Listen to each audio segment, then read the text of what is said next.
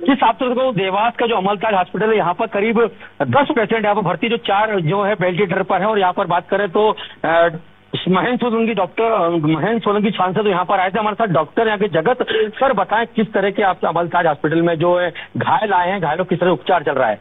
यहाँ 8 घायल आए हैं टोटल, उसमें से 5 लोग 99% बर्न है, जले हुए हैं, जिनका इलाज चल रहा है। वो वेंटिलेटर पे है, काफी स्थिति नाजुक है उनकी, और 3 पेशेंट स्टेबल है। अभी उनका सभी का जांच अभी हमने भेज दिया है, ट्रीटमेंट चालू कर दिया है, और जांच आने के बाद आगे की बात बताई जा सकती है। सर कितने अभी डॉक्टर की टीम लगी है, किस तरह से जो घायल तो किस अवस्था में थे, अभी किस अवस्था में है वो? हाँ, जब आए थे तब बिल्कुल ही बहुत ही स्थिति नाजुक थी। अभी हमने ट्रीटमेंट चालू किया है तो स्थिति तो नाजुक बनी हुई है, लेकिन कुछ उम्मीदें जगी हैं। अब वो क्या हो सकता है आगे भविष्य में हम अभी बताना मुश्किल होगा, लेकिन स्थिति नाजुक बनी हुई है। और डॉक्टर में क्या है, सारी टीम लगी हुई है, इसमें पीडिया की टीम लगी हुई है, इसमें बर्न की टीम लगी हुई है, इसमें जनरल सर्जरी की टीम लगी हुई है, इसमें नेफ्रो की टीम लगी हुई है, इसमें कार्डियक की टीम लगी हुई है, सारे डॉक्टर की टीम लगी हुई है। और पूरी कितने जो घायल वेंटिलेटर पे हैं, उसमें से 4 लोग वेंटिलेटर पे हैं। वेंटिलेटर पे उनका इलाज चल रहा है वेंटिलेटर। देखिए साफ तौर से ये हमारा हॉस्पिटल के जो है जगत डॉक्टर थे, इन्होंने साफ तौर से बोला है कि जो 4 पेशेंट है वेंटिलेटर पे है, उनका इलाज चल रहा है, और 2 को अभी यहाँ से इंदौर के लिए रेफर किया गया है। बात करें कि जो घायल थे यहाँ पर 8 आए थे, 8 में से भी 6 का यहाँ पर उपचार चल रहा है। घायलों में बात करें जो है यहाँ पर जो डॉक्टर मुख्यमंत्री द्वारा और यहाँ के डॉक्टर, यहाँ के जो अमरता हॉस्पिटल के अनर है भदौरे द्वारा इनका फ्री इलाज कराया जा रहा है। वही जो मृतक है, जो मृतक हुए हैं, उनका 4-4 लाख रुपए मृतकों के परिजन को दिया जाएगा, ऐसा कहना है। अरविंद आपके पास आते हैं, अस्पताल से अमलताज जो अस्पताल है वहां पर 8 घायलों को पहुंचाया गया है। जो डॉक्टर साहब ने जानकारी दी कि स्थिति सबकी गंभीर है, लेकिन 4 अति गंभीर हैं, इसलिए उनको वेंटिलेटर पर रखा गया, बाकियों का इलाज जारी है। आगे क्या होगा फिलहाल कह पाने की स्थिति में डॉक्टर साहब नहीं है। हम सीधे रुक करेंगे अजय शर्मा, हमारे संवाददाता जो ग्राउंड जीरो पर मौजूद हैं, मतलब उस फैक्ट्री के पास जहां पर ये ब्लास्ट हुआ था। अजय आप बता रहे थे कि 15 दिन पहले ही लाइसेंस जारी हुआ, छोटे पटाखे बनाने का लाइसेंस था, बड़े पटाखे यहां पर बनाए जा रहे थे। एक आशंका ये भी है, सवाल मेरा आपसे ये भी है, क्या यहां पर जो असाइंड मात्रा थी उससे ज्यादा बारूद था? एक सवाल ये, इसके बारे में क्या जानकारी है? दूसरा सवाल ये कि जब पटाखा फैक्ट्री जैसी संवेदनशील जगहें होती हैं तो वहां पर बाकायदा ऑडिट होना चाहिए, क्या यहां पर ऐसी कोई व्यवस्था थी? क्या किसी प्रशासनिक अधिकारी ने, संबंधित डिपार्टमेंट ने ये आके देखा कि भाई ये पटाखा फैक्ट्री का लाइसेंस इसको मिला था, यहां पर क्या हो रहा है? पटाखों का निर्माण तो नहीं हो रहा, क्योंकि लाइसेंस मिलने के बाद भी बिल्डिंग को बहुत सारे एनओसी लेने होते हैं इतने संवेदनशील मामले में, क्या वो एनओसी मिले थे? जरा डिटेल में बताइए इस बारे में। देखिए मैं आपको बताऊं तो एनओसीज को लेकर जो है लाइसेंस जरूर इशू किया गया था, ये जरूर निकल के बात है। कुछ देर पहले ऋतराज सिंह जो कलेक्टर हैं उनसे चर्चा हुई तो उन्होंने भी ये माना कि अब से 15 दिन पहले छोटे पटाखों के लिए दिया था, लेकिन जो डेंसिटी है वो बताने के लिए काफी होती है कि आप देखिएगा यहाँ से 50-100 फीट दूर इसके टीन फिकाते हैं। वो तस्वीरों में आपको ऑरेंज कलर के टीन जो देखने को मिल रहे हैं, मैं महज इस जहां पे धमाके हूँ इससे 100 फीट की दूरी पर हूँ और यहीं से मैं रिपोर्ट कर रहा हूँ। मेरे सामने ठीक ये आपको ये वाला बॉक्स दिखेगा, इसी ब्लॉक में सब कुछ हुआ। और ये कितने तेज धमाके होंगे कि ये ब्लॉक्स हैं, सीमेंट के कंक्रीट के ब्लॉक्स हैं, ये बिल्कुल नहीं बचे हैं पूरी तरीके से। ये जब हुआ है तो 100 फीट दूर ये ब्लॉक्स फेंकाए हैं बड़े बड़े, उसमें 2.5 फीट के ब्लॉक्स हैं, तो इससे अंदाजा लगाया जा सकता है कि इसमें कैसे मामूली फटाके बन रहे होंगे। अच्छा है जिला प्रशासन को लिखित में फैक्ट्री मालिक ने मामूली फटाके की बात कही, जिला प्रशासन ने भी मामूली फटाके समझे, लेकिन जब घटनास्थल पर धमाके हुए तो उन्होंने मामूलियत का अपना अंदाजा कराया और बताया कि वो किस तरीके से मामूली धमाके थे।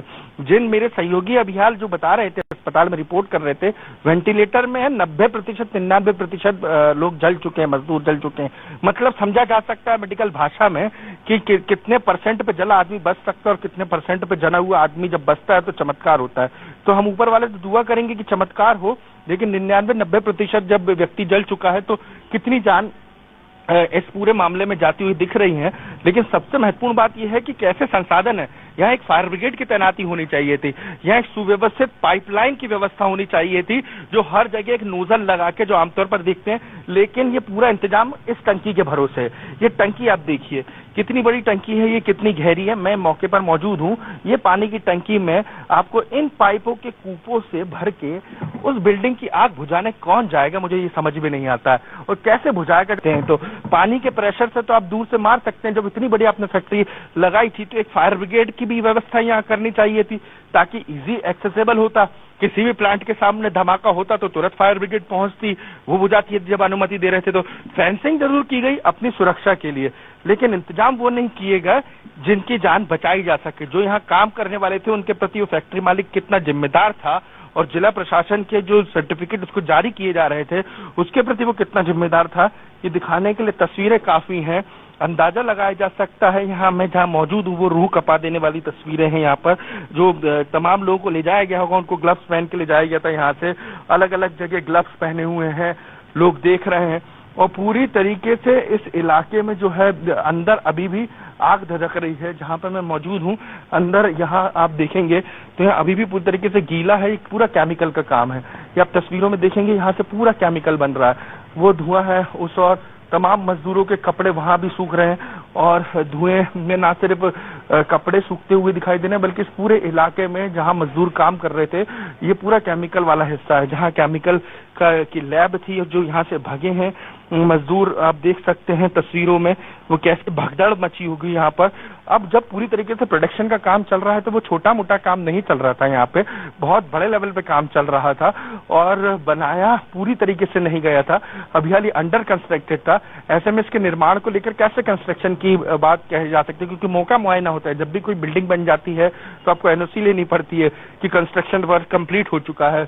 अभी भी अंदर जो है आग धधकती हुई दिखाई दे रही है, पूरे फायर एग्जीक्यूशन पड़े हुए हैं।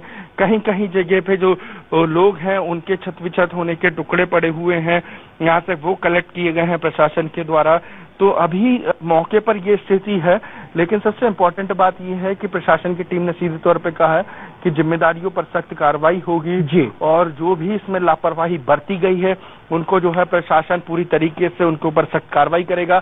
यही बात कुछ महीने पहले जब भी सुनी थी मैंने, जब हरदा में पूरा मामला आया था। आज भी इंसाफ की आस लिए हुए हरदा बम धमाके के जितने पीड़ित हैं वो भटक रहे हैं। उनमें से कुछ को तो अपनों की डेड बॉडियां तक नसीब नहीं हुई, वो इतने ताबड़तोड़ तेज धमाके थे।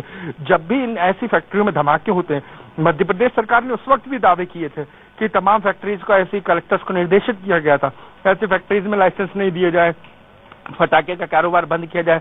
लेकिन बावजूद इसके फटाके का कारोबार जारी है, फैक्ट्रियां लग रही हैं और लोग अपनी जान गंवा रहे हैं।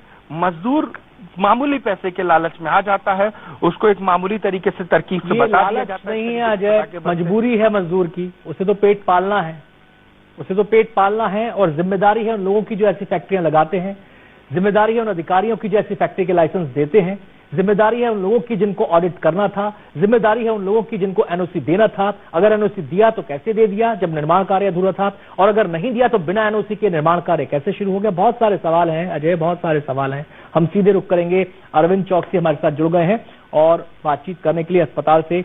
अरविंद, ये तो हमने डॉक्टर साहब से जान लिया कि स्थिति घायलों की यहाँ पर क्या है, गंभीर भी है सबकी, और सब प्रार्थना ही कर रहे हैं कि इन घायलों को बचाया जा सके। लेकिन मेरा आपसे सवाल है कि ऐसे मौकों पर बहुत सारी अफरा तफरी देखने को मिलती है, बहुत सारा कंफ्यूजन देखने को मिलता है, लोगों को पता ही नहीं चल पाता कि उनका जो परिजन है, उनका दोस्त है, मित्र है, वो किस अस्पताल में है, क्या उसकी हालत है। क्या इसके लिए कोई व्यवस्था की गई है यहाँ पर कि लोगों को एक सूचना, व्यवस्थित सूचना तो कम से कम मिल जाए, वो कम से कम ये तो जान ले कि उनका परिजन, उनका प्रिय, उनका दोस्त किस हालत में है, कहाँ है। कम से कम इतनी सहूलियत तो होनी चाहिए इन लोगों के लिए। मुझे साफ तौर से बताओ, जो मजदूरों की मौत हुई है वो बिहार के थे। ये पुष्टि हो चुकी है कि जिनकी मौत हुई है वो बिहार के थे। देवास सांसद ने पुष्टि करी है और बताया है कि जो 4 लोग, जो 2 लोग जो मरे हैं उनके परिवार वालों को 4-4 लाख रुपए दिए जाएंगे। और अभी अमलताज में क्षेत्रीय वहां पे जो विधायक है सोनकच्छ के राजेश सोनकर आ चुके हैं। जिला भारतीय जनता पार्टी के जिला अध्यक्ष राजन सेंदो भी वहां पे आ चुके हैं। हम देखो बताते हैं अपने दर्शकों को, ये वो अमलताज अस्पताल है जहां पर जो मरीज है वेंटिलेटर पे अपनी जिंदगी और मौत से लड़ते हुए नजर आ रहे हैं। यहाँ पे बात करें, धीरे धीरे करके अब यहाँ से भी इंदौर की ओर रवाना किया जाता है। जो अभी बात करें कि यहाँ से जो 2 घायल थे, जो ज्यादा घायल थे, उनको अभी इंदौर कोतराम रेफर किया गया है। अब बात करें सियासतों की, जैसे कि बताया था मेरे सहयोगी ने, हरदा बम ब्लास्ट के बाद अब देवास में ये पटाखे की फैक्ट्री में इस तरह से दुर्घटना घटी है। हमारे साथ अब जुड़ रहे हैं यहाँ के जो क्षेत्रीय जो विधायक है, विधायक साहब से हम बात करेंगे। शुक्रिया अरविंद, आपका आपके सिग्नल में कुछ दिक्कत आ रही है, अटक अटक के आपकी फीड चल रही है। बहुत बहुत शुक्रिया आपका जानकारी